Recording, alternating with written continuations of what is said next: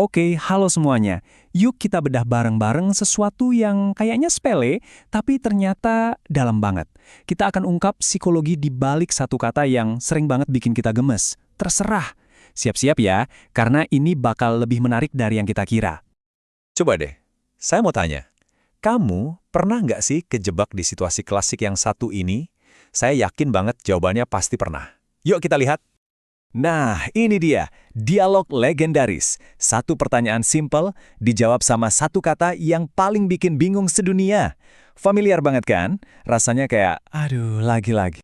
Dan puncaknya, setelah kita mikir keras, kasih usulan, jawabannya malah gitu. Ini nih momen dimana kita semua pengen teriak, jadi maunya apa? Oke, kita semua setuju ya, momen terserah ini emang bikin frustrasi. Tapi justru dari rasa frustrasi inilah kita bisa mulai bongkar apa sih yang sebenarnya terjadi di baliknya? Nah, disinilah letak kesalahpahaman kita selama ini. Ini tuh bukan soal makanan, bukan soal pilihan tempat nongkrong, ini jauh lebih dalam, ini soal psikologi pengambilan keputusan. Menarik kan? Sekarang kita masuk ke inti pembahasannya. Kita luruskan ya, ini bukan soal orangnya cuek atau nggak peduli, tapi ini soal psikologi.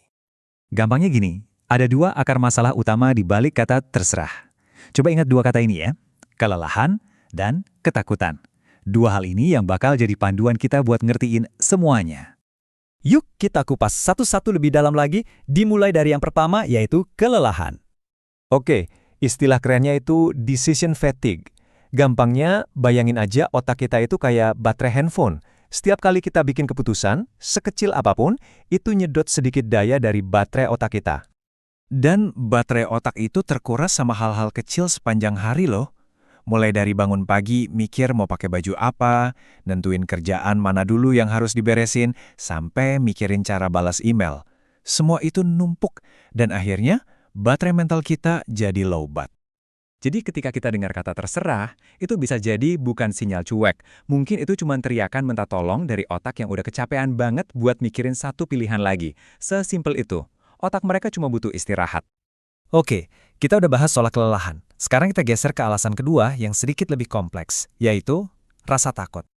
Nah, rasa takut ini bisa kita bagi jadi dua. Di satu sisi, ada ketakutan yang berhubungan sama orang lain.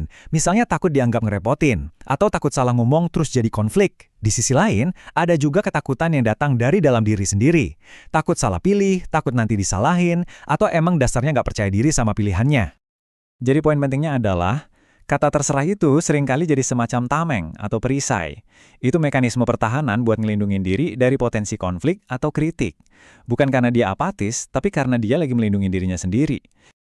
Oke, kita udah paham masalahnya. Sekarang bagian yang paling penting, gimana solusinya? Gimana cara kita merespon dengan lebih cerdas dan empatik? Dan ternyata solusinya simpel banget tapi ampuh. Kita cukup ubah cara kita bertanya. Stop nanya pertanyaan yang terlalu luas, kayak mau makan apa? Coba deh ganti jadi pertanyaan dengan pilihan terbatas, misalnya mau ayam atau mie. Kelihatannya sepele, tapi dampaknya besar banget. Kenapa ini berhasil? Karena dengan memberi pilihan yang terbatas, kita itu ngebantuin otak mereka yang lagi capek atau cemas. Kita meringankan beban berpikir mereka. Mereka nggak perlu lagi mikir dari nol, tinggal pilih aja antara A atau B. Jauh lebih gampang kan?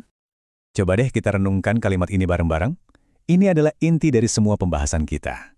Di balik kata terserah, seringkali bukan ketidakpedulian yang ada, tapi rasa lelah atau bahkan takut. Ini benar-benar mengubah cara kita memandang ya.